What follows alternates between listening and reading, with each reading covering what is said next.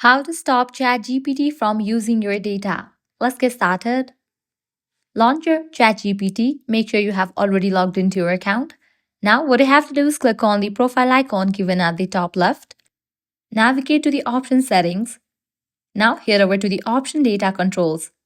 You'll see the option improve the model for everyone. Click on that. Now, you have to disable for this option. Allow your content to be used to train our models, which makes ChatGPT better for you and everyone who uses it. Once you toggle off for this option, now ChatGPT won't extract your information. Likewise, another thing you can do is click on Done, then navigate to the option Personalization, disable for the option of memory as well, then click on the option Clear Memories.